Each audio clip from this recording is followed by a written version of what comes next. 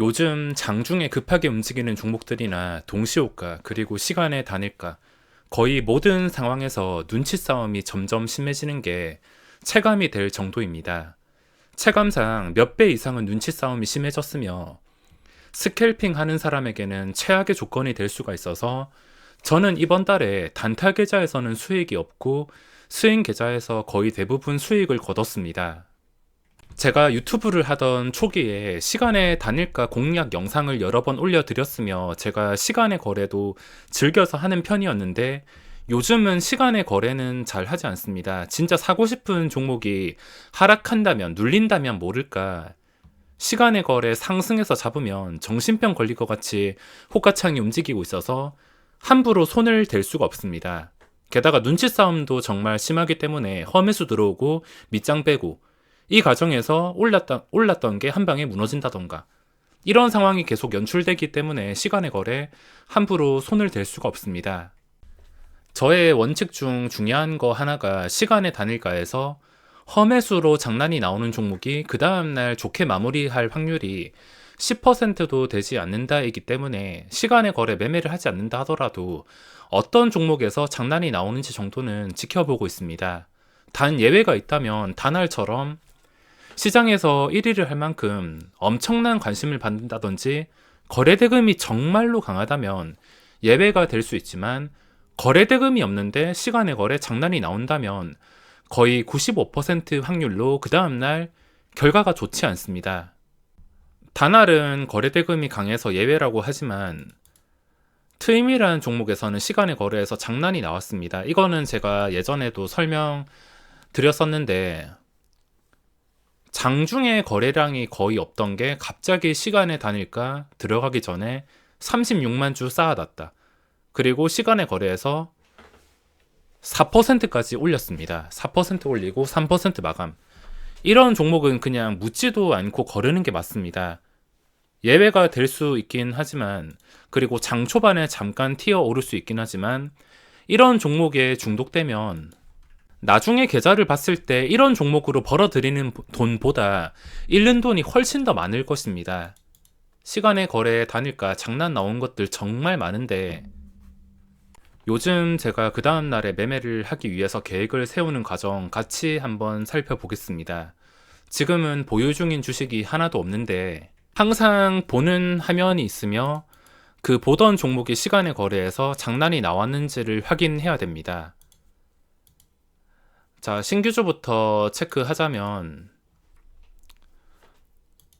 쿠콘 같은 경우에는 혹시나 다시 내려왔을 때 5일선 지지해주는 거 보고 그때 결정할 수 있을 것 같습니다. 최근에 털린 다음에 이틀 만에 10%나 올려서 이것 때문에 멘탈이 나갔습니다. 신규주는 항상 체크를 해야 되는 게 이제는 입 아플 정도로 말을 해서 간단하게 설명드리자면 신규주 테마는 유행을 타지 않습니다. 어떤 테마가 있을 때, 업종이 있을 때 올라간다 하더라도 영원하진 않는데 신규주는 주기적으로 제가 주식을 하는 9년 동안 주기적으로 시세가 나오는 유일한 단순한 테마이기 때문에 신규주는 무조건 체크할 수밖에 없으며 첫날엔 억지로 매매할 필요 없이 첫날 지나고 나서 추세가 멀쩡할 때 매매를 할 수가 있습니다. 자, 최근에 추세가 멀쩡한 것을 보면 엔캠은 조금 지켜봐야 될 것 같습니다. 매매를 종료하고 이게 과연 주가가 진정이 되고서 더 빠지지 않는지 확인을 하고 다시 재진입을 결정하던지 해야 될 것 같습니다. 지금 멀쩡한 걸 보면 당장 내일 계획을 세울 수 있는 것을 보면 트임은 시간의 거래 장난이라서 거르고 지금 추세가 멀쩡한 게 비트나인이 멀쩡해서 일단은 분류를 할 텐데 이런 종목을 매매할 때 주의해야 될 점이 있습니다. 그 전에 이 주포의 흐름, 주포의 성격, 주가의 움직임은 무조건 참고를 해야 됩니다. 이 종목이 계속 올라가서 25,000원 뚫고 장대 양봉이 나올 수도 있지만 언제라도 뒤통수를 쳐서 고점 뚫어주는 척하다가 순식간에 윗골이 달린 장대 음봉으로도 마감할 수 있다는 가능성을 알고 계셔야 됩니다. 당연히 돌파가 아닌 눌림에서 접근이 가능한 상태이며 돌파 잘못하다가 그대로 물려가지고 한 방에 크게 손실을 입을 수가 있습니다. 그 전 패턴이 영원하진 않을 것이지만 이 종목의 특징을 그대로 말해주고 있으며, 이런 종목은 눌림목에 매수해서 적당히 수익을 챙기는 게 중요합니다. 그리고 무조건 믿기보다는 언제라도 잘못될 수 있다는 것을 인지하고 있어야 됩니다. 물론 이런 상황에서 잘 돼가지고 갑자기 상한가 가는 장대 양봉이 나올 수도 있긴 있지만, 좀 안 좋은 상황을 예시로 들자면 지금 당장 생각나는 게 라닉스라는 종목이 있는데, 이게 새로 상장했을 때 계속 10,000원 호가를 뚫긴 했는데 계속 윗꼬리가 달리면서 가다가 추락하고, 고점 뚫어주는 척하거나 뚫어주고 떨어지고 뚫어준 다음에도 떨어지고 계속 윗꼬리 달리더니 결국엔 주가가 이런 식으로 폭락했습니다. 최악의 상황에는 이런 상황도 나올 수 있다는 것을 인지해야 되며, 당연히 줄 때 먹는 게 중요합니다.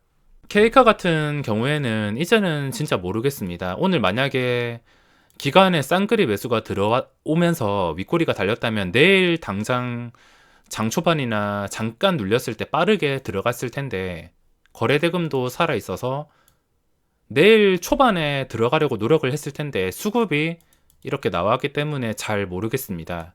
잘 모른다면은 패스. 그리고 마인즈랩, 이것도 일단 분류를 할 텐데, 제가 생각하는 것은 비트나인 같은 느낌입니다. 함정이 언제라도 나올 수 있고 시간의 거래에서 대놓고 장난이 나왔습니다. 시간의 거래 들어가기 전에 8만 주 쌓아놓고 첫 체결이 어떻게 됐는지 제가 실시간으로 보고 있었는데, 첫 체결이 최고가였습니다. 2.8%. 뜬금없이 체결되기 전에 허매수 넣으면서 최고가 형성되고 그 뒤로 줄줄 흘러내렸습니다. 줄줄 흘러내리다가 반등하나 싶더니 또 줄줄 흘러서 보합까지 내려가고, 이런 종목을 보는 시선은 뻔한 게, 일단 허매수가 나왔다는 거 주의를 해야 되지만 거래대금이 어느 정도는 살아 있습니다. 게다가 고점까지 거리가 그렇게 멀지 않아서 이게 고점을 뚫어줄 때 함정이라 하더라도 잠깐은 터치할 가능성에 대해서 생각을 하자면, 초반에 눌렸을 때, 오늘같이 눌렸을 때 눌림목으로도 충분히 아직까지는 활용을 할 수가 있습니다. 눌림목 그리고 적당히 먹기. 당장 눌림목을 실행할 수 있는 게 딱 두 가지가 포착이 되며 절대 상승해서 돌파해서 따라가진 않습니다. 만약에 시초가가 높게 형성이 되면은 그대로 구경만 합니다. 괜히 못 살 것 같아서 따라 붙는 게 아니라 그냥 구경만 합니다. 그리고 이노뎁은 오늘 장대 음봉이 나왔는데, 이런 캔들이 나왔어도 아직까지는 끝나지 않았습니다. 시간의 거래에서 올랐고, 자, 그 전에 중요한 자리, 이것만 기억하고 있는데 32,750원.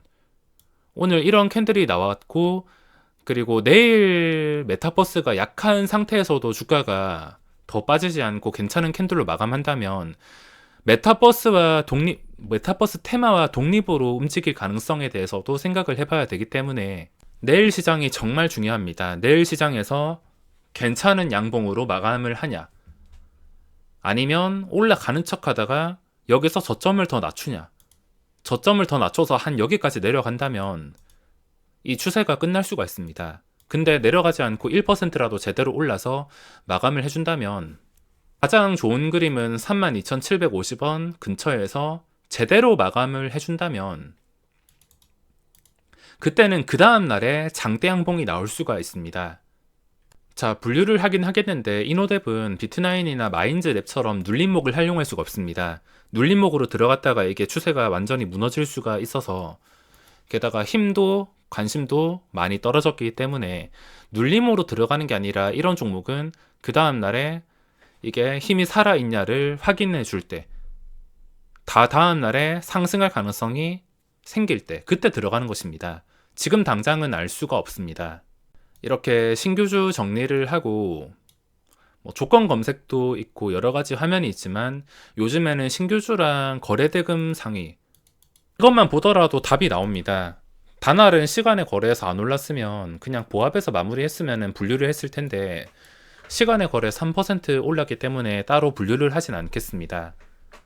음봉이, 안 좋은 음봉이 나왔는데 이거를 한 방에 회복해 준다는 것은 호재로 작용할 수가 있으며 그대로 시간의 거래에서 상승했습니다. 자, 그리고 상한가 간 종목을 잠깐 체크하자면 오늘 애니플러스란 종목이 상한가를 갔습니다. 신고가 상태에서 이게 올랐다 하면은 거래대금이 몰리기 때문에 혹시나 좀 합리적인 시초가가 형성이 된다면 그때는 첫 번째 VI까지는 매매를 진행할 수가 있겠지만 합리적인 시초가가 아니라 시초가가 터무니없이 높다면 그냥 매매를 바로 포기하겠습니다. 그냥 마음 편하게 생각하셔야 되는 게 상한가 간 종목 중에 마음에 드는 종목이 있다면 그 다음 날에 합리적인 시초가가 형성이 될 때는 공략을 시도해보고 그게 아니고 엄청나게 높게 띄운다. 내가 생각했던 것보다 높게 띄운다. 그러면 그냥 과감하게 포기하시면 됩니다. 오늘 케이카 같이 생각을 하시면 되는데 제 기준으로 케이카는 어제 시간의 거래 마지막에 상한가 간 시간이 마지막 2시 30분입니다. 이것보다 훨씬 더 빨리 닫혔다면 모를까 거의 장 끝나기 전에 마감을 했는데 시초가가 7%나 떴습니다. 이 정도 시간이면은 시초가에는 한 3% 정도 떠야지 합리적으로 생각할 수가 있는데 합리적인 것을 넘어서 7%나 떴기 때문에 이건 따라가지 못했습니다. 따라가지 못했는데도 VI가 걸리고 장중에 25%까지 올라갔긴 했지만 저는 합리적인 시초가가 아닌 이상은 상한가 간 종목을 그 다음날에 함부로 공략하진 않습니다. 자, 그리고 거래대금 상위에 대주전자재료 이것도 분류를 하겠습니다. 단타 칠 목적보다는 며칠 봐야 될 것 같은데 주가가 올라온 상태에서 11만 원대를 좀 오랜 시간 동안 지켜주었습니다. 오랜 시간 동안 지켜주면서 이제 고점 돌파를 준비하고 있기 때문에 대주전자재료도 분류를 했습니다. 자, 그리고 내일 단일가가 풀리는 한글과 컴퓨터도 분류를 했습니다. 내일 단일가가 풀리면서 단일가에서 좀 좋게 마감을 했기 때문에 게다가 그 전에 고점까지도 거리가 그렇게 멀지가 않아서 분류를 했습니다. 자, 코스피에서는 따로 눈에 띄는 게 없어서 여기까지만 분류하고 이렇게 장 끝나고 분류를 했더니 6개 종목이 포착이 되었는데 대부분의 종목들 매매 방법이 똑같습니다. 대부분이 눌림목이고 그리고 하루 이틀 더 기다려야 되는 것도 있고 합리적인 가격에 형성돼야 되는 것도 있으며 대주전자재료와 한글과 컴퓨터도 시간의 거래에서 상승으로 마감했기 때문에 이것도 역시나 초반에 눌림이 있어야 됩니다. 눌림이 있으면서 그 전에 고점이 31,100원, 시간의 거래는 31,950원, 약간 눌리면서 31,100원 근처까지 갔을 때 이렇게 제가 상상한 상황이 왔을 때만 매매하지 제가 상상한 상황이 아니라면 절대 억지로 끼워 맞춰서 매매를 하진 않습니다. 만약에 여기서 눌리지도 않고 바로 급등하거나 내가 생각했던 것과 완전히 다르게 간다면 포기하고 당일 떠오르는 종목들을 새로 찾거나 이 종목들이 나중에 10시, 11시 지나서라도 좀 괜찮은 자리를 형성해 주기를 기다릴 뿐입니다. 자, 그럼 오늘 영상은 여기서 마무리하겠습니다.